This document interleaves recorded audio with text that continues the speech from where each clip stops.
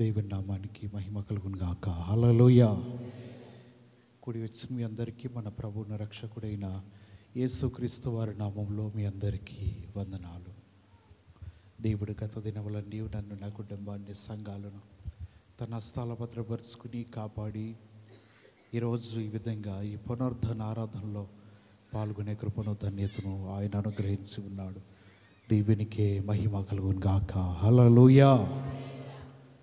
దేవుని వాక్యంలోకి వెళదాం. అందరూ బైబిల్ గ్రంథాలు తెరిచినట్లయితే కీర్తన గ్రంథము 54వ కీర్తన 5వ వచనాన్ని చదువుకుందాం.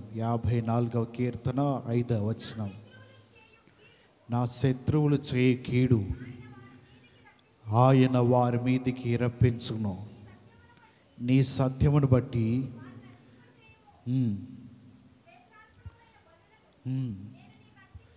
చాలండి. ఈరోజు మనము నేర్చుకునేది ఏంటిదంటే, కీడు చేస్తే దాని ఫలితము ఏ విధంగా ఉంటుందో మనము చూడబోతున్నాం. ఎవరు కీడు చేయటం? శత్రువులైన వారు కీడు చేస్తూ ఉంటారు. కొన్నిసార్లు వారి జీవితములలో ఎదుట వారికి అపకారం చేయాలని ఆలోచన కలిగి ఉంటారు. ఇలా చేసిన వారి జీవితాల్లో ఏ విధమైన ఫలితం పొందుకున్నారో బైబిల్ గ్రంథంలో నుంచి కొన్ని మాటలు మనము చూడబోతున్నాం. చిన్న ప్రార్థన. మహాగణుడైన మా ప్రభువా, నీకు స్తోత్రాలు. ఈ ఉదయకాల సమయంలో ప్రభువా నిలబడి నన్ను జ్ఞాపకం చేసుకోండి. కూడి ఉన్న బిడ్డలందరితో మీరే మాట్లాడి మహిమ పొందమని యేసయ్య పరిశుద్ధ నామంలో ప్రార్థన చేసి అడుగుచున్నాను మా పరమ తండ్రి. ఆమేన్. మనం చదివిన మాట 54వ కీర్తన 5వ వచనం. నా శత్రువులు చేయు కీడు ఆయన వారి మీదికి రప్పించును. దావీదుకి కొంతమంది శత్రువులు కీడు చెయ్యాలని తలంచి ఉన్నారంట. దావీదు పలానా చోట దాగి ఉన్నాడని చెప్పి ఆ అరణ్యంలో ఉన్న కొంతమంది దావీదు యొక్క సమాచారాన్ని సౌలుకు తెలియపరచాలని ఆలోచన కలిగి ఉన్నారు. ఈ దావీదు యొక్క రహస్యాన్ని తెలియపరచాలనుకున్న సమయంలో ఈయన అంటున్నాడు కదా, నా శత్రువులు నాకు కీడు చేయాలనుకుంటున్నారు, కానీ ఆ కీడు తిరిగి వారి మీదకే వస్తుందని ఇక్కడ ఈ భక్తుడు రాస్తూ ఈ మాటలన్నిటినీ తెలియపరుస్తున్నాడు. ఈ భూలోకంలో మనం జీవిస్తున్నప్పుడు కొన్నిసార్లు మనుషులు కీడు చేస్తూ ఉంటారు, లేకపోతే మనుషులు వారి జీవితాన్ని నష్టపరచాలని చూస్తూ ఉంటారు, లేకపోతే మనుషులైన వారు కొన్నిసార్లు వారి నోటితో వ్యర్థమైన మాటలు పలుకుతూ ఉంటారు. ఇలా పలుకుతున్నా సరే ఆ కీడు మన మీదకి వస్తుందనో, లేకపోతే వారి జీవితాలు వారు పలికిన మాటలు మన కుటుంబాన్ని వెంబడిస్తాయనో కొన్నిసార్లు ఆలోచన కలిగి మనం కలవరపడుతూ ఉంటాం.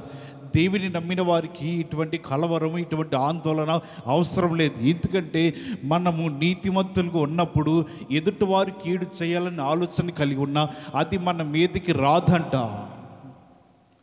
దేవుడు ఆ కీడును ఎవరి మీద పంపించాలో దానిని వారి జీవితాల మీద పంపిస్తూ ఉంటాడు. దావీదు చేసిన పొరపాటు ఏమీ కూడా కనబడతలేదు. అతడు చేసిన పని ఏమి ఎవరికి విరోధమైన పని ఏమీ చేయలేదు. అందరికీ కూడా మెచ్చిన పని చేస్తూ ఉన్నాడు. దేవుని ద్వారా శత్రువును జయించి తిరిగి వచ్చాడు. అక్కడున్న వారందరూ కూడా సంతోషంతో సౌలు 1000 కొలదియు, దావీదు 10,000 కొలదియు అని వారందరూ కూడా కీర్తనలు పాడుతున్నారు. ఈ మాటలు సౌలు వినటానికి ఇంపుగా లేనందువలన ఈ దావీదుని ఎలాగా సంహరించాలి, దావీదును బ్రతకనీయకూడదు, నాకు కలగవలసిన కీర్తి ఘనత అందరూ దావీదుకి చెల్లిస్తున్నారు, అతడు నిన్నగాక మొన్నటి దినమని వచ్చి ఉన్నాడు, ప్రజలందరూ కూడా అతని వైపే తిరుగుతున్నారని ఈ దావీదుని గురించి సౌలు కొన్ని విషపు ఆలోచనలు చేస్తూ ఉన్నాడు. ఈ దావీదుకి కీడు తలబెట్టాలని సౌలు ఆలోచన చేస్తున్నాడు. ఆయన చేతులు ఎప్పుడు కూడా ఈటె ఉంటుందంట. దానిని పట్టుకుని దావీదుని గోడకేసి గుచ్చాలి, దావీదు ప్రాణం తీయాలి అని ఇదే ఆలోచనతో బ్రతుకుతున్నాడు సౌలు. ఆనాటి కాలం నుంచి కూడా ఈ దావీదుని తరుముతున్నాడు. ఎక్కడ దొరుకుతాడు, ఏ అరణ్యంలో దొరుకుతాడు, ఏ ప్రాంతంలో ఉంటాడు, దావీదుని ఎక్కడ పట్టుకోవాలి, శత్రువులైన వారు దావీదు ఉన్నారని ఎలాగ సమాచారం ఇస్తాడు అని ఇదే ఆలోచనతో సౌలు బ్రతుకుతున్నాడు.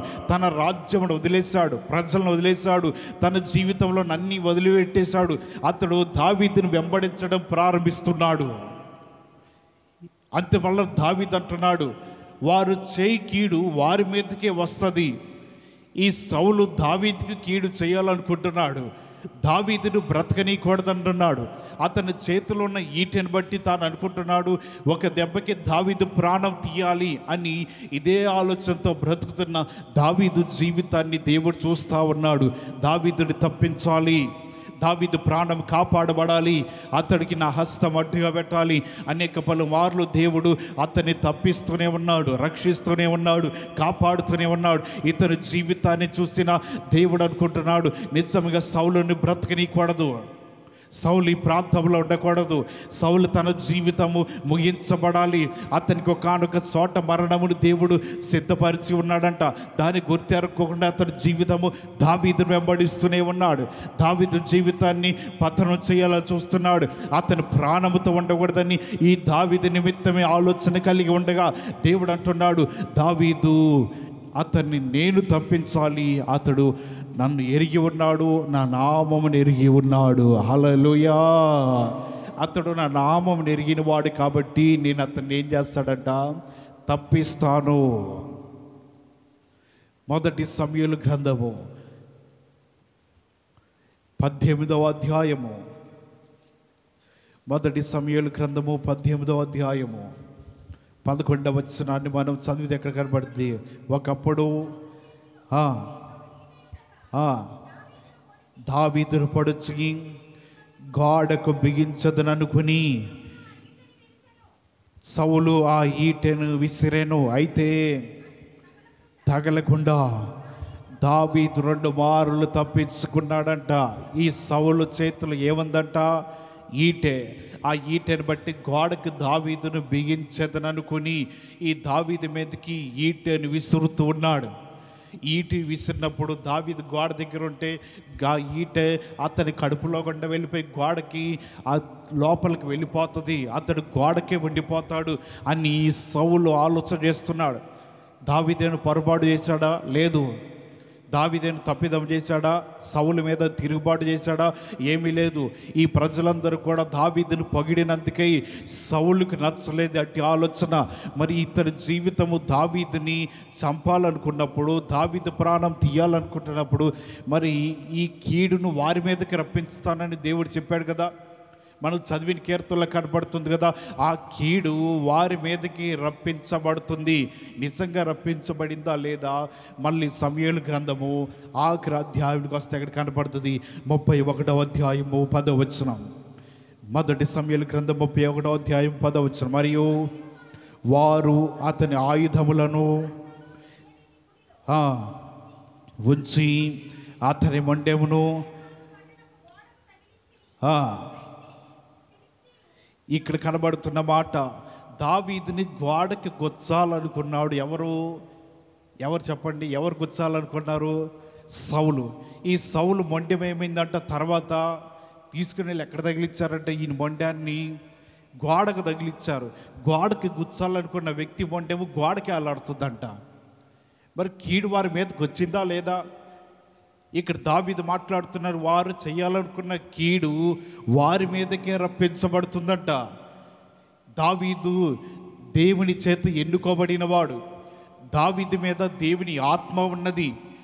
ఈ ఆత్మను గ్రహించక సౌలు అనుకుంటున్నాడు, ఈటితో గోడకు బిగించాలి, దావీదును చంపేస్తాను అని తన జీవితము ఆ ఈటెను పట్టుకుని బ్రతుకుతూనే ఉన్నాడు. అతని జీవితం అన్నిటిని విడిచిపెట్టి దావీదు మీదే తన గురి నిలుపుతూ ఉన్నాడు. మరి అతను సౌలు చేయాలనుకున్న కీడు మళ్ళీ సౌలు మీదకి రావాలిగా. నిజంగానే ఆ ఈటెను పట్టుకుని బ్రతుకుతూనే అదే ఈ కత్తి మీద పడి చచ్చిపోయాడు సౌలు. మరి గోడకు బిగించాలిగా, మరి రెండో మాటకు నెరవేర్చబడాలిగా.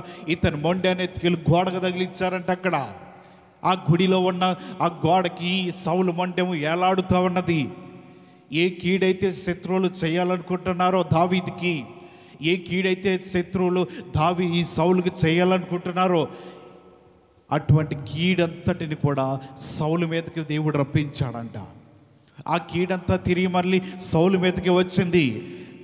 సౌలును దేవుడు ఏమాత్రం విడిచిపెట్టకుండా అతని కాలంలో తన జీవితం ముగించబడాలని ఆలోచన కలిగి ఇతన్ని మరణానికి అప్పగించాడు. దావీదైతే సింహాసనం మీదకి ఎక్కుతూ ఉన్నాడు, సింహాసనాన్ని ఎక్కి ప్రజలు పరిపాలిస్తున్నాడు, ఇశ్రాయేలు మీద రాజుగా ఉంటున్నాడు. కారణం ఏంటిదంటే మన శత్రువులు మనకి కీడు చెయ్యాలని ఆలోచన కలిగి ఉంటే నువ్వు భయపడవసరం లేదు. మన శత్రువులు మన విషయమై వారు ఎన్నో విధముల రకాల ఆలోచన కలిగి ఉన్నారని నీ జీవితంలో భయపడని అవసరం లేదు. దేవుని వాక్యం సెలవిస్తుంది కదా, వారి కీడు వారి మీదకే దేవుడు రప్పిస్తాడంట. హల్లెలూయా. మన గురించి, మన జీవితాల గురించి ఎవరన్నా ఏదన్నా సరే మనకి నష్టపరచాలన్నా, అన్యాయం చేయాలన్నా, మన జీవితాలు పాడు చేయాలన్నా, మన జీవితాలు చెడగొట్టాలన్నా, మన జీవితాలకు ఏదో ఒకటి లోకపరమైనవి చేయాలని వారు ఆలోచన కలిగి ఉంటే ఆ కీడు వారి మీదకి వస్తుంది. ఎప్పుడు తెలుసా? నీవు నీతిగా ఉన్నప్పుడే. నీ స్వరము, నీ పద్ధతి, నీ జీవితంలో ప్రతిదీ కూడా దేవునికి విలువైనదిగా ఉన్నప్పుడు మాత్రమే. దావీదు జీవితం పడిపోలేదు. దావీదు నీతిమంతుడిగా ఉంటున్నాడు. అతని జీవితం ఏ పాపం లేదు. అందుకనే తీర్పు యెహోవాయే చూసుకుని ఈ సౌలును మరణానికి అప్పగించాడు. కీడు చేయాలనుకున్న వారు వాళ్ళ ఆలోచనలు గుర్తెరిగిన తర్వాత, నీ నోరును పారేసుకున్న తర్వాత యెహోవాయే చూసుకుంటాడంటే తీర్పు అయిపోయింది. కానీ నువ్వు ఇచ్చేసావుగా, నువ్వు మాట్లాడాల్సింది మాట్లాడేసావు కదా, నువ్వు తిట్టాల్సింది తిట్టేసావు కదా, నువ్వు ఎదుట వారికి కీడు చేయాలనుకుని మళ్ళీ తిరిగి చేసావు కదా. మరలా దేవుని మధ్యలో ఇరికించమాక. దావీదు తన జీవితంలో సౌలు కీడు చేస్తుంటే ఎంత పన్నండి దావీదుకి అతన్ని చంపడానికి. అతని దగ్గరికి వెళ్ళి ఈటి తీసుకుని వచ్చాడుగా, ఒకసారి వెళ్ళి దీపాన్ని తీసుకుని వచ్చాడుగా, ఒకసారి మంచినీళ్ళ బొడ్డిని తీసుకుని వచ్చాడు కదా. ఇటువంటి సమయంలో దావీదు సౌలును చంపడానికి చాలా చిన్న పనే. కానీ దావీదు అనుకుంటున్నాడు, యెహోవాయే చూసుకుంటాడు, నాకెందుకు. కీడు మరల వాళ్ళ మీదకి వస్తుందని ఆయన సెలవిచ్చాడు కాబట్టి మరల వారి మీదకి వస్తుంది. నేను వెళ్ళి తీర్పు తీర్చను, నేను వెళ్ళి మాట్లాడను, నా నోరు ప్రవర్తన నా స్వాధీనంలో ఉంచుకుంటాను అని దావీదు తన జీవితంలో అనుకొని కోరుకొని అతను ఏమాత్రం కూడా సౌలు మీద తిరుగుబాటు చేయలా. దేవుడు పైనుంచి ఆకాశం నుంచి చూస్తూ ఉన్నాడు. కీడు ఎవరి మీదకైతే పంపించాలనుకుంటున్నాడో దేవుడు మరలా తిరిగి అదే సౌలు మీదకి కీడు పంపించాడు. దావీదుని గోడకి గొచ్చాలని సౌలు ఆలోచన చేయగా సౌలు మొండె వెళ్ళి గోడకు తగిలించబడిందంట. మన జీవితంలో కోరుకోవాల్సి ఏంటిదంటే మనము ఎదుటి వారికి ఎన్నడూ కూడా కీడు తలబెట్టకూడదు, ఎదుటి వారికి అన్యాయం చేయకూడదు, ఎదుటి వారిని బాధ పెట్టకూడదు, ఎదుటి వారిని హింసించకూడదు. మన జీవితాలలో హింసించబడిన అలాగ చేసిన మన జీవితాలు ఏమవుతాయి అంటే కొన్నిసార్లు దేవుని యొద్ద నుంచి అటువంటిదే మన మీదకు వస్తుందంట. మన జీవితంలో చేయవలసినది ఏంటిదంటే ఎదుటి వారిని బాధ పెట్టకుండా, ఎదుటి వారికి ఏమాత్రం హాని చేయకుండా మన జీవితంలో జాగ్రత్తగా ఉంటే ఏ కీడు నీ మీదకి రాదు, ఏ తెగులు నీ మీదకి రాదు, ఏది కూడా దేవుడి నీ జీవితానికి సంభవించనీయకుండా ఆయన నిన్ను తప్పిస్తూనే ఉంటాడంట. మన జీవితంలో కూడా నేర్చుకోవాల్సినది అది. మనం ఎలాగ ప్రవర్తిస్తున్నామో, మనం ఎలాగ నడుస్తున్నామో అదే మన జీవితానికి దేవుడు కోరుకుంటూ ఉన్నాడు. ఈరోజు ఒక ప్రత్యేకమైన దినము. ఏంటిదంటే ఈరోజు ఒక మాట చెప్తారు. అప్పుడప్పుడు వాహనాల మీదకి వెళుతారు, రోడ్ల మీద ప్రయాణం చేస్తున్నప్పుడు బైక్ల మీద రాస్తూ ఉంటారు, డాడీస్ గిఫ్ట్ అనో లేకపోతే డాడీస్ లవ్ అనో ఏదో ఒకటి రాస్తుంటారు. ఈ బండి మీద రాసుకునేది ఎవడు తండ్రిని ప్రేమించడండి. బళ్ళు లేనప్పుడు ప్రేమ ఉందని మెడలో ఏమన్నా పలకేసుకుని తిరిగేవారా? బళ్ళు లేని కాలం ఉందిగా, సైకిల్ వేసుకొని తిరిగే కాలం. మరి అప్పుడు ఎక్కడ రాసుకున్నారు ప్రేమ ఉంది అని? మెడలో పలకేసుకున్నారా లేకపోతే మెడలో బోర్డు తగిలించుకున్నారు, ఇదిగో నా తండ్రి నేను ప్రేమిస్తున్నానని? మరి లేని టైంలో ఎలాగ వారు నడిచారంట? వారి ప్రేమ అప్పుడు ఎక్కడ ఉంది అంటే అప్పుడు ప్రేమ లేదని ఇప్పుడు ఉందనా? అప్పుడు ప్రేమ ఎక్కడుంది? వారి హృదయంలో ఉన్నది, వారి క్రియల్లో ఉన్నది. ఇప్పుడు ప్రేమ ఎక్కడ ఉంటుంది? బళ్ళ మీద, కార్ల మీద ఉంటుంది, కానీ హృదయంలోను క్రియలలోను చేతి పనులు ఎన్నడూ కూడా కనపడదు. ఇలా బళ్ళ మీద రాసుకుంటూ ఉంటాడు. తాగుబోతాడు కూడా రాసుకుంటాడు. ఒకసారి వెళ్ళి వాళ్ళ నాన్న అడగండి, అయ్యా నీ కొడుకు వలన నీకు సంతోషం ఉందా, ఆనందం ఉందా అని చెప్పు. కళ్ళంటి నీళ్ళు అలా కారిపోతా ఉంటాయి. మరి ఆడు బండి మీద ఏముంది? నాన్న ప్రేమ అంట. ఈ ప్రేమ ఎక్కడుంది? బండి మీద ఉంది తప్ప హృదయంలో లేదు. తండ్రిని సంతోషపెడుతున్నాడా లేదు, ఆనందం పెడుతున్నాడా లేదు. అతను జీవితం జీవించినంత కాలం తిరుగుబాటు చేయటమే. ఈ విధంగా జీవిస్తూ నాకు నాన్న మీద ప్రేమ ఉండదని వాటి మీద రాసుకుంటూ తిరుగుతున్నాడు. ఇటువంటి సమయంలో దేవుని వాక్యం సెలవిస్తుంది, వారు ఎలాగైనా జీవించవచ్చు, ఎలాగైనా నడుచుకోవచ్చు. కొన్ని సంవత్సరాలకి ఆడి కూడా ఏ స్థానంలోకి వస్తాడంట? తండ్రి స్థానంలోకి వస్తాడు. వాడి బిడ్డలు తిరుగుబాటు చేసిన తర్వాత గత చరిత్ర గుర్తొస్తూ ఉంటుంది. అప్పుడు గత చరిత్ర అప్పుడు జ్ఞాపకం వస్తుంది. సౌలు ఒక విత్తనం విత్తాడంట, దావీదును గోడకు పడవాలి, బ్రతకకూడదని. కానీ ఇతని జీవితం ఏ పంట కోసాడు? మరలా తిరిగి అదే గోడకు, అదే గుడిలో గోడకు తీసుకెళ్ళి ఆ మొండాన్ని దానికి తగిలిచ్చారంట. ఇతని జీవితం గుర్తెరగలేదు. ఈటెను పట్టుకుని బ్రతికాడు. దావీదు బ్రతకకూడదన్నాడు. అదే కత్తి పట్టుకున్న, అయ్యా నన్ను చంపండి అంటున్నాడు. అక్కడ వారితో, అయ్యా మేము ఆ పని చెయ్యం అంటే ఆ కత్తి అక్కడ పెట్టి దాని మీద ముందుకు పడి చచ్చిపోయాడు. కీడు చెయ్యాలనుకున్న వారికి దావీదు అంటున్నాడుగా, తిరిగి కీడు వారి మీదకే సంభవిస్తుందంట. మన జీవితంలో నేర్చుకోవాల్సింది, మన జీవితంలో ఎవరికైనా మనం కీడు చేసినా అది తిరిగి మరల మనము దానిని ఒప్పుకొని వారి ఎదుట ప్రేమతోనూ లేకపోతే దేవుడిచ్చిన ఆ కృప ద్వారా దానిని మనం ఒప్పుకోవాలి. కానీ ఎదుట వారికి ఎన్నడూ కూడా కీడు చేయకూడదు. కీడు చేస్తే అది క్రైస్తవ్యం కాదు. ప్రేమించగలిగితే అదే క్రైస్తవ్యం అంట. హల్లెలూయా! దానినే దేవుడు కోరుకుంటున్నాడు. యాకోబు జీవితాన్ని చూస్తే అతడు తండ్రిని మోసగించాడు. తండ్రికి కళ్ళు కనపడతలేదు కదా అని చెప్పి ఆహారం తీసుకురామని పంపిస్తే యాకోబు మరీ దూరం పోకోకుండా తన మందలోంచి పశువుని తీసుకొచ్చి వధించి ఆహారం పెట్టాడు. తండ్రికి అనుమానం వస్తుంది, వీడు నిజంగా యాకోబే, దేహాన్ని చూస్తుంటే తడిమి చూస్తుంటే ఏశావులాగా ఉన్నాడే అనుకుంటున్నాడు. లేదు నాన్న, నేను యాకోబునే, నేను ఏశావునే, నేను పెద్ద కుమారుణ్ణే అంటున్నాడు.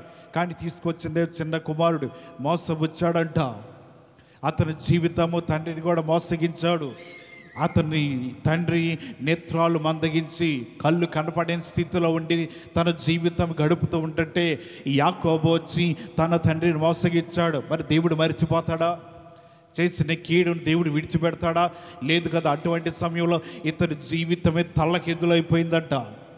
ఎవరి కోసమైతే 7 సంవత్సరాలు కొలువు చేశాడో, ఎవరి కోసమైతే కష్టపడ్డాడో, ఎవరి కోసమైతే తన జీవితాన్ని శ్రమించాడో, ఈ కష్టమంతా కూడా వ్యర్థమైపోయి లాబాను యాకోబుకి ఇవ్వాల్సిన భార్యను మార్చేశాడంట.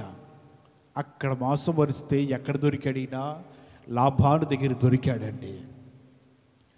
ఇస్సాకును మోసవిచ్చిన యాకోబు జీవితము ఎక్కడికి వచ్చిన తర్వాత అంటే ఒకసారి కదా, అదే అధ్యాయంలో కనపడుతుంది. 10 మార్లు నీవు నా జీతాన్ని మార్చవంట. మరి నువ్వు చేసింది మోసం కదా. కడుపులో ఉన్నప్పుడే అతడు మోసవచ్చి బయటికి వచ్చాడు. ఆహారం కోసమని జ్యేష్ఠత్వాన్ని తీసుకున్నాడు. ఆ తర్వాత దీవెనల కోసమని ఇతడు ఆహారాన్ని తీసుకొచ్చి నేత్రాలు కనపడిని తండ్రిని మోసగుచ్చాడు. ఇన్ని పనులు చేసినప్పుడు దేవుడు విడిచిపెట్టాడు కదా. మనం చదివాం కదా, కీడు వారి మీదకి రప్పిస్తాడంట దేవుడు. నిజంగా యాకోబు జీవితంలో అదే పని జరిగింది. అతడు మరలా 7 సంవత్సరాలు కొలువు చేయాల్సి వచ్చింది. మరలా తన పశువుల దగ్గర పని చేయాల్సి వస్తుంది. ఇతని జీవితం అడిచేసి చివరికి వచ్చేసరికి ఆయన అంటున్నాడుగా, నీ యందు నేను 20 సంవత్సరాలు కష్టపడ్డా. కీడు చేశాడు దేవుడు, మళ్ళీ కొద్దిగా దానిలో పాలు దాన్ని 2 అంతులు చేశాడంట.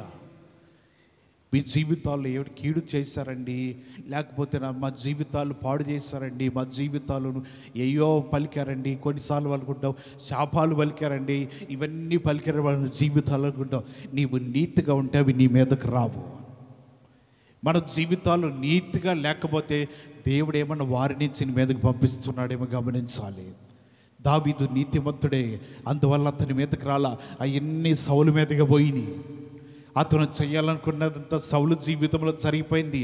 తాను చేయాలనుకుంటున్నాడు దావీదు ఎడల, కానీ తానుకు తాను చేసుకున్నాడంట. పడవాలనుకున్నాడు, ఆయనే పొడుచుకున్నాడు. గోడకు బిగించాలనుకున్నాడు, పోయి గోడకి ఎలాడుతున్నాడు. యాకోబు అనుకుంటున్నాడు, ఇదిగో నేను మోసపుచ్చాను, నా తండ్రి దగ్గర దీవులని నేను తీసుకున్నాను, ఇక నాకేం బాధ లేదు అని అతని జీవితంలో చింతకుంటున్నాడు. దేవుడు విడిచిపెట్టాడు, మనుషులు విడిచిపెట్టినా దేవుడు విడిచిపెట్టాడు. మనుషులు కొన్నిసార్లు చూసి చూడకపోయినా సరే దేవుడి కన్ను చూస్తూనే ఉంటుందంట. ఈ యాకోబు జీవితాన్ని చూసిన దేవుడు, యాకోబు నువ్వు ఎన్నిసార్లు నువ్వు మోసపుచ్చి ఉన్నావు, నీ తండ్రిని కూడా నువ్వు మోసపుచ్చి ఉన్నావు అని గ్రహించి ఆయన ఒక దినం మోసపుచ్చవచ్చేమో, అతని జీవితం ఒక్కమారు మోసవచ్చవచ్చేమో తన తండ్రిని. దేవుడు 20 సంవత్సరాలు ఎండనక వాననక మంచనక యాకోబుని కష్టపెడుతూనే ఉన్నాడంట. అతని జీవితానికి అంత కష్టం ఎందుకు వచ్చింది తెలుసా? నేత్రాలు మందగించిన తండ్రిని మోసగించాడు. దేవుని మాటలు వింటున్నా మన జీవితంలో నేర్చుకోవాలి. మనం ఏది చేస్తే తిరిగి అదే మన మీదకి వస్తుంది. అంత నిమిత్తమై ఎదుటి వారికి ఏ హాని చేయకోకుండా చేతనైతే దాన్ని పొందదగిన వారికి సహాయం చేయి. అంతే తప్ప వారికి కీడు చేయాలనో వారి జీవితాలు బాధ పెట్టాలనో మన జీవితంలో ఎప్పుడు కూడా అటువంటి ఆలోచన కలిగి ఉండదు. ఎవరైతే ఇటువంటి ఆలోచన కలిగి ఉంటారో కొన్నిసార్లు దావీదు చెప్తున్నట్లుగా అది మనల్ని వెంబడిస్తుందేమో, మనతో పోతే పర్వాల మన పిల్లల్ని వెంబడిస్తుందేమో, తరతరాలు కూడా ఆ కీడు మన జీవితానికి వస్తుందేమో. అలా రాకుండా ఉండాలంటే మన జీవితంలో ఎవరికి కూడా ఏ హాని చేయకుండా, ఎవరిని బాధ పెట్టకుండా మన జీవితంలో మనం చేయదగినంత సహాయం ఎదుటి వారికి చేసి మేలు చేయటానికి మాత్రమే మనము ప్రయత్నించాలంట. హల్లెలూయా.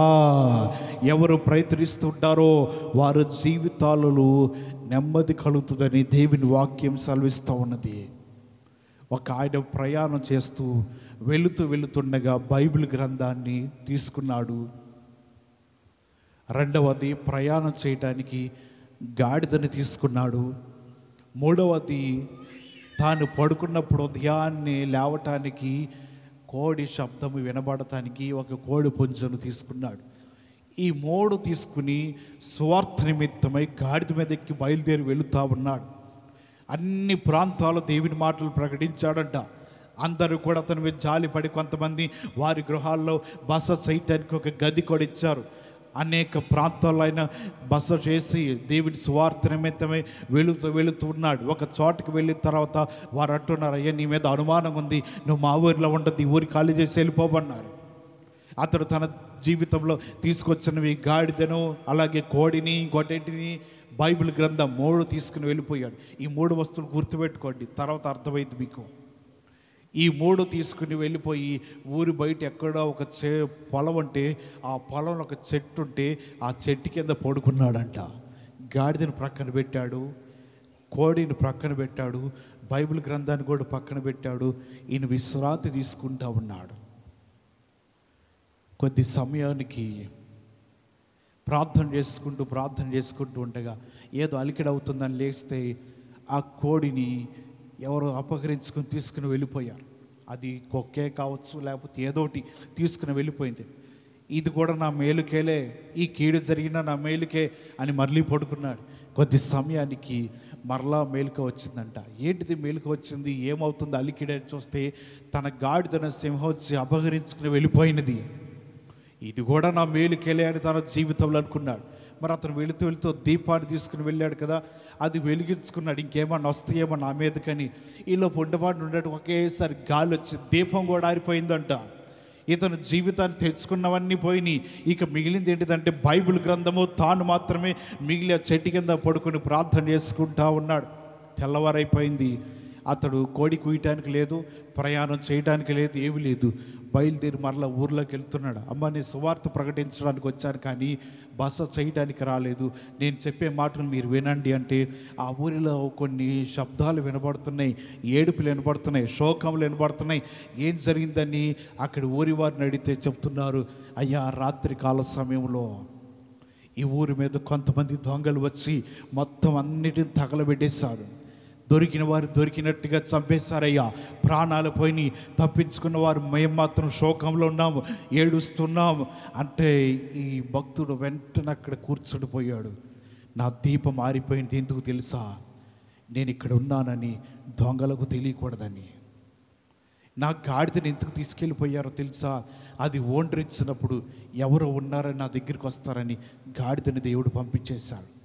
ఉదయకాల సమయం అవుతూ ఉండగా 3 గంటల దాటితే కోడి అరుస్తుంది అంటే ఎవరో ఉన్నారని నా దగ్గరికి వస్తారు. కోడిని కూడా దేవుడు పంపించేశాడు. ఇటువంటి సమయంలో దీపం కూడా ఆరిపోయినది.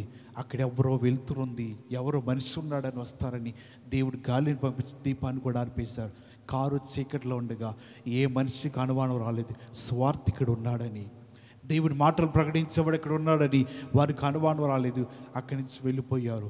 ఆయన వెంటనే వీధిలో మోకాలు వేస్తే, ప్రభువా నేను బ్రతికి ఉన్నానంటే కేవలం నీ కృపను బట్టి మాత్రమే. హల్లెలూయా. ఎందుకంటే రాత్రి జరిగిన దానికి ఉదయాన్ని అనుకున్నాడు, నేను తెచ్చుకున్నవై పోయినాయే, ఇది గొప్ప కీడు కాదా? అన్నీ కూడా పోయినాయే, నేను చేస్తుంది దేవుని పని కాదా? దేవుని కోసం ఇంత కష్టపడుతుంటే ఆ మృగము సింహాలన్నీ నా మీదకి వచ్చి గాడిదను కోడి పెంచుని ఇవన్నీ కూడా తీసుకువెళ్ళి చివరికి దీపం కూడా ఆరిపోయింది. ఇటువంటి సమయంలో ఈ గొప్ప కీడు ఏంటా అనుకున్న జీవితం బ్రతుకుతుంటే అర్థమైంది, ఈ కీడు దేని కొరకంట? మేలు కొరకే. హల్లెలూయా. దేవుడు కొన్నిసార్లు మన జీవితాల మీదకి ఆయన యొద్ద నుంచి కీడు సంభవిస్తూ ఉంటుంది. ఆ కీడు వెనకాల ఏం దాగి ఉంటుంది? మేలు దాగి ఉంటుంది. దానిని మనం గమనించాలి. ఎప్పుడైతే మన జీవితంలో కీడు వచ్చిందండి అంటే దేవుడు నీకేదో మేలు చేయబోతున్నాడేమో. దాని వెనకాల దాగి ఉన్న మేలును, దాని వెనకాల దాగి ఉన్న దీవెనను నువ్వు జాగ్రత్తగా చూడగలిగి పరీక్షించగలిగితే ఆ మేలును దేవుడు నీ జీవితంలో కూడా జరిగించగలుగుతాడు. మరొక మాట చూద్దాము. ఎస్తేరు గ్రంథము 5వ అధ్యాయము. ఎస్తేరు గ్రంథం 5వ అధ్యాయము 14వ వచనం చదవండి.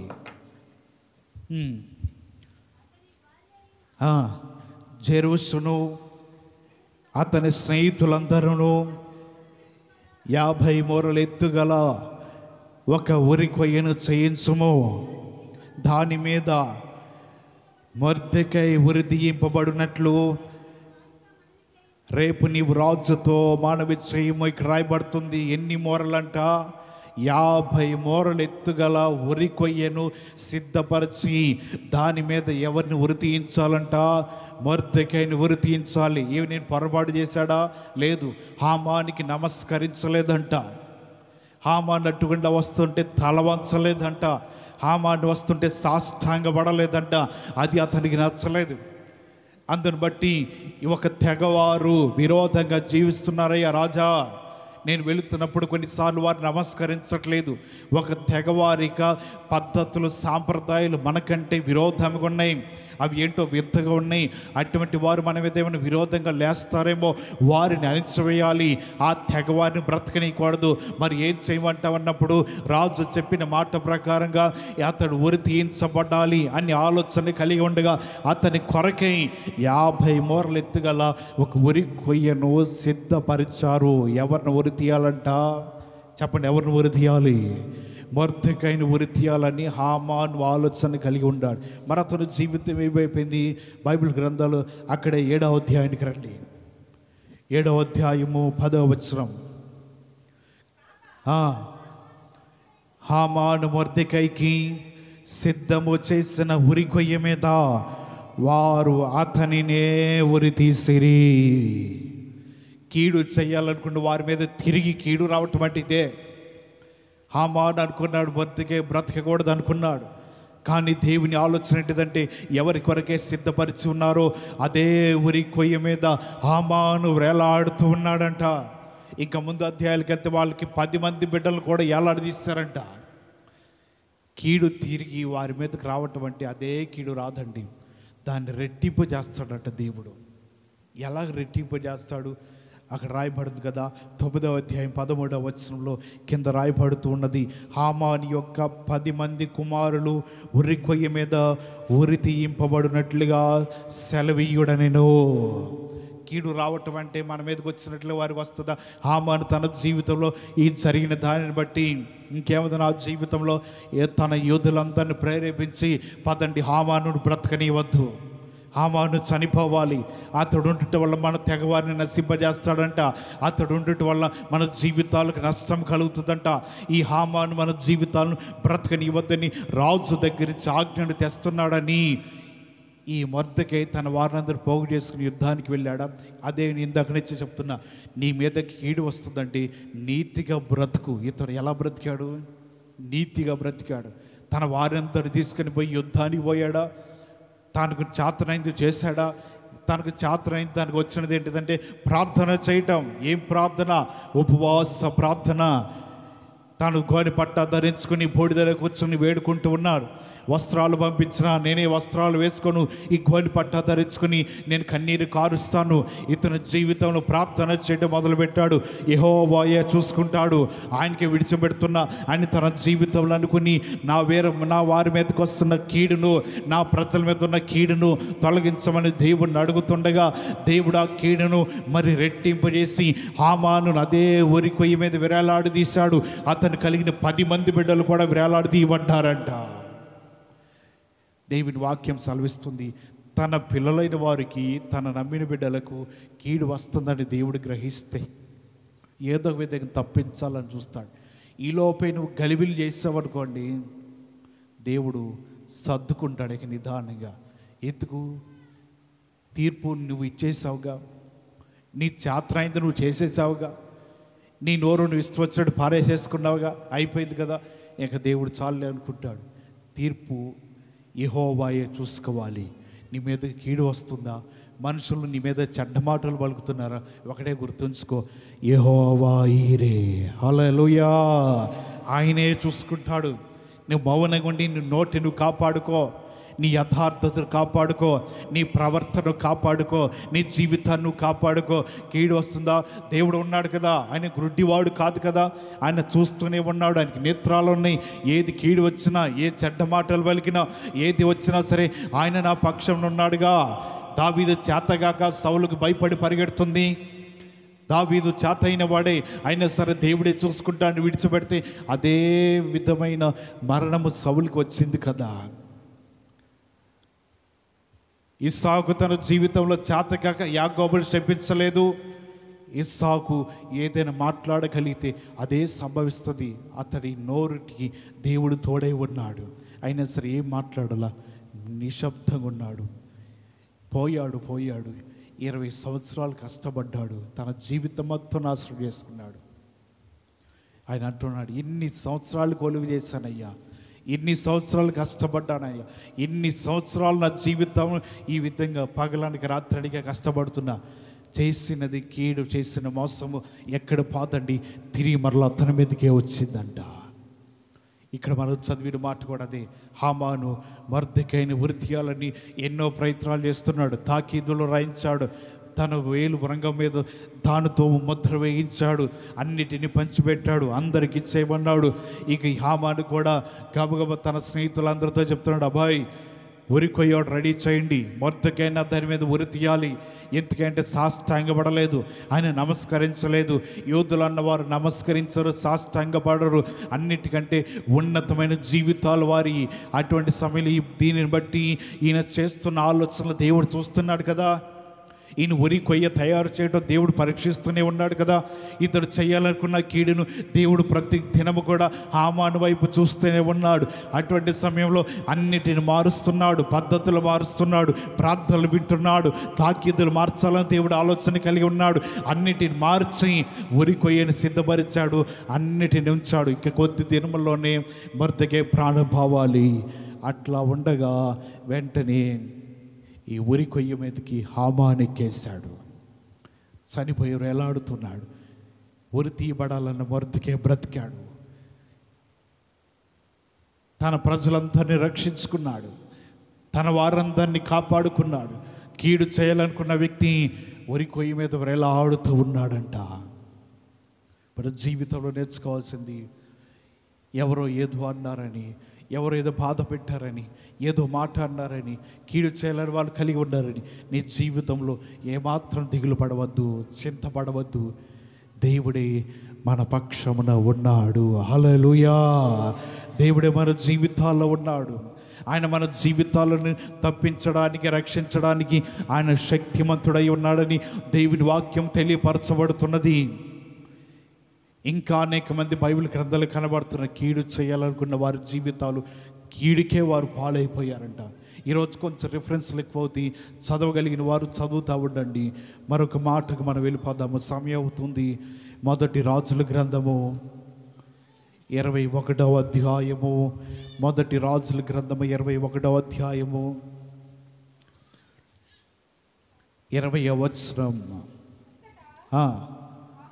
ఆహాబు ఏలియాని చూచి, నా పగవాడా, నీ చేతులు నేను చిక్కబడితున్నా అని పలుకగా, యెహోవా దృష్టికి కీడు చేయటకు నిన్ను నీవే అమ్ముకొని ఉన్నావు గనుక నా చేతిలో నీవు చిక్కితివి. ఇక్కడ రాయబడుతున్నది ఈ ఆహాబు చేసిన పనిని బట్టి. అక్కడ రాయబడుతున్నది కదా, ఆహాబు అంటున్నాడు, ఏయ్యా నీ చేతిలో నేను చిక్కబడితినా అని తన జీవితంలో అంటున్నాడు. కారణం ఏంటిదంటే అతడు నాబోతు యొక్క పొలమును తీసుకున్నాడు అక్రమంగా. అతడు ప్రాణాన్ని తీసేశాడు, అతన్ని చంపేశాడు. అవన్నీ కూడా జరగడానికి కారణం ఏంటిదంటే యెజబెలు కారణమై ఉన్నది. అందును బట్టి ఆయన అంటున్నాడు కదా, యెహోవా దృష్టికి కీడు చేయుటకు నిన్ను నీవే అమ్ముకొని ఉన్నావు గనుక నీవు ఎవరి చేతిలో చిక్కావంట. ఇక్కడ రాయబడుతుంది, ఏలియా అనగా దైవజనుడి చేతిలో చిక్కాడు ఈయన. యాహాబు తన జీవితంలో చేసిన కీడంతటిని బట్టి ఎవరు చూడట్లేదులే, నేను చేసిన పని ఎవరికి తెలియదులే, ఇవన్నీ కూడా అంతర్గతంగా జరుగుతున్నాయి కదా అని తన జీవితంలో అనుకుని తాను చేస్తూ ఇలాగ జీవిస్తూ ఉండగా దైవజనుడితో మాట్లాడుతున్నాడు, నీవు వెళ్ళి ఆహాబుని ఎదుర్కో, అతడు నీకు ఎదురుగా రాబోతున్నాడు, అతనితో నువ్వు చెప్పవలసింది ఏంటిదనగా, యెహోవా ఎలాగ సెలవిస్తున్నాడు, నీవు నాబోతు పొలమును తీసుకునటానికి అతని ప్రాణం తీసి అతని పొలమును స్వాధీనపరుచుకున్నావు కాబట్టి నీ జీవితంలో అతన్ని ఎలాగా చంపావో నీకు అదే మరణం వస్తుంది అన్నాడు. కీడు చేయాలనుకున్న ఆహాబు జీవితం మీదకి తిరిగి కీడు వస్తుంది. కీడు తలపెట్టాలనుకున్న యెజబెలు జీవితం మీద కూడా అదే వచ్చిందంట. ఆమె జీవితము తీసుకుని కళేబరను పారేయటానికి కూడా కుదరలేదంట. ఎంత దారుణమైన మరణం తెలుసా. దేవుడు కీడు చెయ్యక మానడు. ఎప్పుడు తెలుసా, మన మీదకి ఏదన్నా అపవాది కీడు చేయాలని తలంచిన, శత్రు మన మీద దాడి చేయాలని చూసిన దేవుడు కొన్నిసార్లు అటువంటి దాని నుంచి నిన్ను కాపాడటానికి, రక్షించడానికి మన దేవుడు గొప్పవాడై ఉన్నాడు. హల్లెలూయా. ఎటువంటి కీడు మరలా తిరిగి వచ్చిందో 2వ రాజుల గ్రంథానికి రండి. 2వ రాజుల గ్రంథము 9వ అధ్యాయము, 2వ రాజుల గ్రంథము 9వ అధ్యాయము 36, 37 వచనాలు చదువుదాం. వారు తిరిగి వచ్చి ఆ సంగతి తెలియచెప్పగా అతడు ఇట్లా, నేను ఈ యెజబెలని ఎవరిని గుర్తుపట్టలేకుండా ఇశ్రాయేలు భూభాగమందు కుక్కలు యెజబెలు మాంసమును తినును. యెజబెలు యొక్క ఆ కళేబరము ఇశ్రాయేలు భూభాగమందున్న పెంటవలే నుండునని తన సేవకుడును తిష్బీయుడనగు ఏలియా ద్వారా యెహోవా సెలవిచ్చిన మాట చొప్పున ఇది జరిగేను. ఎక్కడ జరిగింది ఈ మాట? ఈ మాట ఎక్కడ జరిగింది చెప్పండి? ఈ మాట ఎక్కడ జరిగింది? ఇప్పుడేగా మరి చదివాము. మొదటి రాజుల గ్రంథం 21వ అధ్యాయంలో ఏలియా అంటున్నాడు కదా, యెహోవా దృష్టికి కీడు చేయటానికి నిన్ను నీవు అమ్ముకొనిన వాడెవరు లేరు, కాబట్టి నీవు ఎవరి చేతిలో చిక్కావన్నాడు? నా చేతిలో చిక్కావన్నాడు. ఆ మాట నెరవేరిందా లేదా? ఇక్కడికి వచ్చేసరికి అదే చెప్పబడుతుంది కదా, ఏలియా ద్వారా సెలవిచ్చిన మాట చొప్పున జరిగేను. ఈమె దేహాన్ని గుర్తుపట్టలేకపోతున్నారంట. నాబోతు ప్రాణమే పోయిందేమో కానీ ఈమె యెజబెలు, ఆహాబు భార్య అని చెప్పి గుర్తుపడటానికి కూడా లేకోకుండా ఆ మాంసముని ఎవరు ఏం తింటున్నాయంట? కుక్కలు తింటున్నాయంట. దానిని పాతి పెడదామంటే ఆ భూభాగంలో ఆమె దేహము కళేబరం పెంట వలె పడేశాడంట.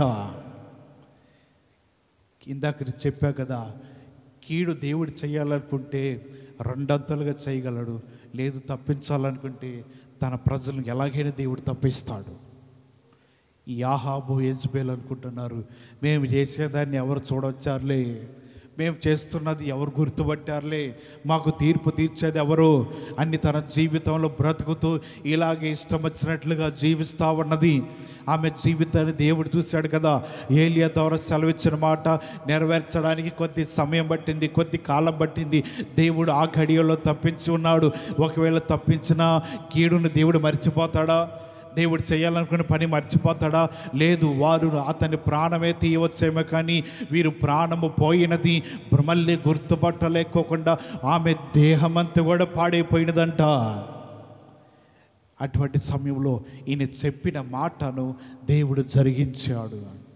అందుకని మనం తెలుసుకోవాల్సి ఏంటిదంటే, కీడు చేశారనో లేకపోతే ఎవరు ఏదన్నారని రోడ్డు మీదకి వచ్చి మనము మాట్లాడాల్సిన పని లేదు. ఎవరో ఏదో చేశారని మనం అరవాల్సిన పని లేదు. ఎవరి ద్వారా కీడు జరిగిందని నువ్వు గొడవ పెట్టుకోవాల్సిన పని లేదు. నేను కూడా తిరిగి కీడు చేస్తాను, నీ అన్నం తింటలేదా, లేకపోతే నాలో నెత్రు లేదా, సీమి లేదా, ఇటువంటి మాటలన్నీ ప్రక్కన పెట్టు. నీ దేవుడు చేతగాని వాడు కాదని గుర్తించు. ఆయన చేత అయిన వాడు నీకంటే అధికమైన కీడు చేయగలడంట. చూశారుగా మాటలు. ఎవరి జీవితాల్లో మునుపు జీవితం ఏంటి, తర్వాత జీవితం ఏంటి, ప్రతి వాక్యము కూడా మీకు చూస్తున్నారు కదా. ఆయన కీడు చేయాలనుకుంటే ఆయనలాగా ఎవరు చేయలేరు. చేతగాని వాడు దేవుడు మాత్రం కాదండి. మనం ఏదో చేత అయినట్టు, మనం ఏదో వీరులు శూరులమైనట్లు మనం అన్నిటికీ మనం జీవితాలు ముందుంటాము. దేవుడు అన్నీ కూడా చేతైన వాడే, కానీ ప్రతిదీ కూడా ఆయన ఓర్చుకుంటూనే యేసు ప్రభువారు ఈ లోకయాత్రను ముగించాడంట. యోధ అనుకున్నాడు యేసు ప్రభువారు బ్రతకకూడదు అనుకుని అతని జీవితం 30 వెండి నాణెములకి అప్పగిస్తానన్నాడు. యేసు ప్రభువారిని అప్పగించేశాడు. మరణానికి తీసుకుని వెళుతూ ఉన్నారు. ఈ పరిస్థితి అంతా చూడలేక యోధ తానుకు తానే చచ్చిపోయాడంట. యేసు ప్రభువారి మీదే తిరుగుబాటు చేశాడండి. యేసు ప్రభువారిని అప్పగించాలనుకున్నాడు. యేసు ప్రభువారిని బ్రతకనీయకూడదు అనుకున్నాడు. అతను యేసు ప్రభువారిని అప్పగిస్తాడు అనుకున్నాడు. ఈ మనోవ్యతనంతా చూస్తున్నాడు. ఆయన పడుతున్న బాధను చూస్తే తట్టుకొనలేక, నేను అంతటి నీతిమంతుడికి కీడు ఎలా చేయగలిగాను, నా మనసు ఎలా ఒప్పుకుందని తాను బ్రతకలేక అవమానంతో చనిపోయాడంట. అంటే దేవుడి చేతగాని వాడైనా అప్పగించబడింది. దేవుడికి ఏమీ తెలియదనా? ఆయన వేడుకుంటే గొప్ప సైన్య సమూహం భూమి మీద నుంచి వస్తుందంట. అయినా సరే ఆయన అన్నిటిని కూడా ఓర్చుకొని నిదానంగా ఉన్నాడు. యోధా కీడు చేయాలనుకున్నారు. మళ్ళీ ఆ కీడు ఏమైపోయింది? అతని మీదకి వచ్చి ప్రాణం పోగొట్టేసింది. దేవుని మాటలు వింటున్న మీ జీవితంలో కీడు చేసిన, ఎదుటి వారిని మీద ఎన్ని నిందలు వేసినా, ఎంత అవమానపరిచినా సరే నీవు నవ్వుతూనే వాటన్నిటిని స్వీకరించు. ఆ తర్వాత ప్రభువా నీవే చూసుకో అని దేవుడికి అప్పచెప్పు. కాలములు సమయములు అన్నీ ఉన్నాయి. మరలా తిరిగి కీడు ఎలా చేయాలో అలాగ చేసి నీ శత్రులందరినీ కూడా ఆయన అణిచివేయగలడు. హల్లెలూయా. అటువంటి శక్తివంతుడైన దేవుడు మనతో ఉన్నాడంట. కీర్తన గ్రంథంలో ఒక మాట ఉన్నది.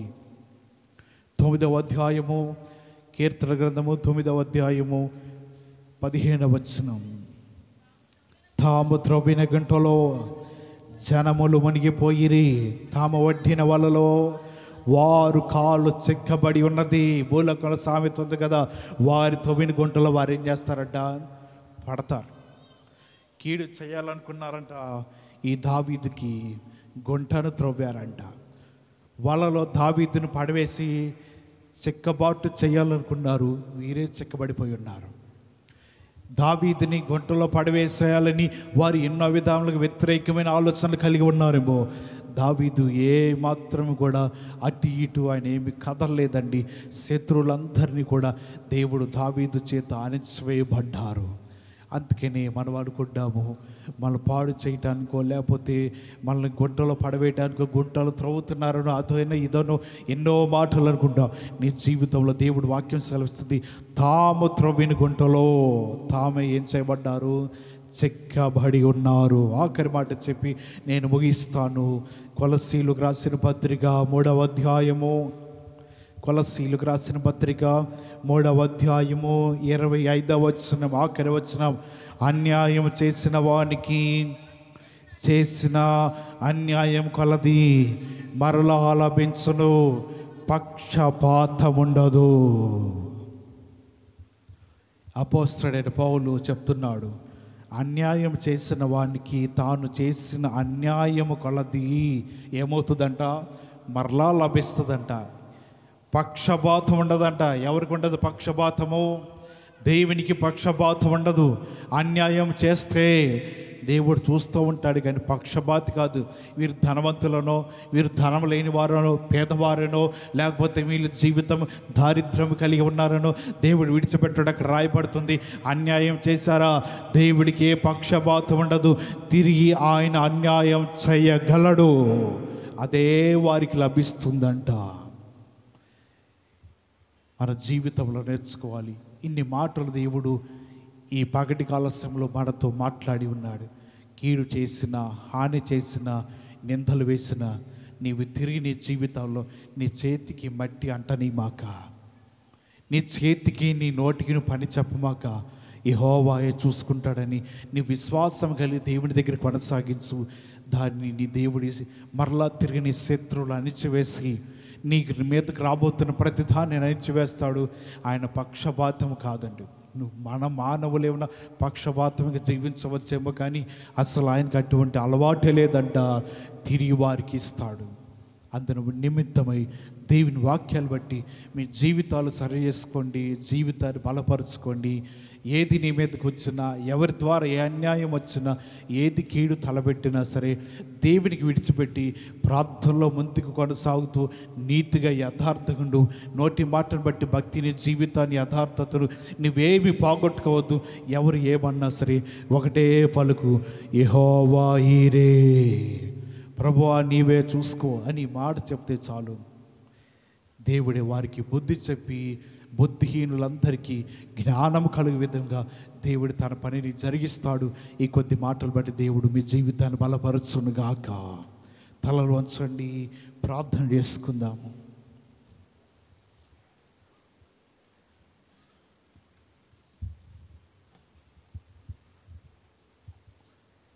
దేవుడు మనతో మాట్లాడిన మాటలు జ్ఞాపకం చేసుకుంటూ,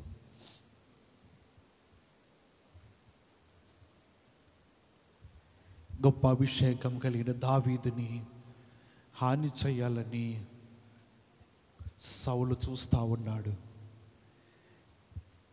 కానీ దావీదుకి హాని చేయడం సౌలు తరము కాలేదంట. ఈ రాత్రి పోయి పగటి కాల సౌలు నీవు కూడా గమనించు. కీడు తలబెట్టాలని చూసినా, హాని చేయాలని చూసినా ప్రభుకి అప్పచెప్పు, ఆయనే చూసుకుంటాడు. నీవు మధ్యలో ఉండి తీర్పు తీర్చవద్దు. వారు కీడు చేశారుగా నేను కూడా తిరిగి కీడు చేస్తానండి. వారు మాట అన్నారుగా నేను కూడా తిరిగి మాట అంటాను. వారు తిట్టారు కాబట్టి నేను కూడా తిరిగి తిడతాను అని నీ జీవితంలో అనుకోవద్దు. దేవునికి పక్షపాతం ఉండదు కాబట్టి నీ పక్షమునే ఆయన న్యాయం చేస్తాడు. నీ జీవితాన్ని ఆయన చూస్తూ ఉంటాడు. దేవుడి దగ్గర ప్రార్థించే, ప్రభువా మనుషులకు కీడు చేయాలని ఆలోచన కలిగి ఉన్నారయ్యా. నీ వాక్యం సెలవిస్తుంది కదా, తిరిగి వారి మీదకే కీడు వస్తుందని తెలియపరిచావు కదా. యాకోబు మోసపించవచ్చు, కానీ దేవుడు అతని జీవితాన్ని మార్చేశాడు. అతని జీవితాన్ని కూడా దేవుడు మోసానికి అప్పగించాడు. లాభాల ద్వారా అతని జీవితం మోసపరచబడుతుందన్నదంట. కారణం ఏంటిదంటే యాకోబు కూడా ముందు దినాల్లో అలాగే నడిచి ఉన్నాడు. హామాను కీడు చేయాలనుకుంటున్నాడు మొర్దెకైకి, కానీ తానే కీడులో పడ్డాడు. కీర్తనలో రాయబడుతుంది, తాము తవ్విన గుంటలో తామే చెక్కబడి ఉన్నారంట, తాము వడ్డిన వలలో తామే చెక్కబడి ఉన్నారంట. హామాను గుంటలు త్రవ్వుతూ ఉన్నాడు, వల వేస్తూ ఉన్నాడు మొర్దెకైని చెక్కించుకోవాలని. కానీ హామానే వెళ్ళి పడిపోతున్నాడు. అతని జీవితము శత్రువులకు అప్పగించబడింది. అతని జీవితం ప్రాణం పోతా ఉన్నది.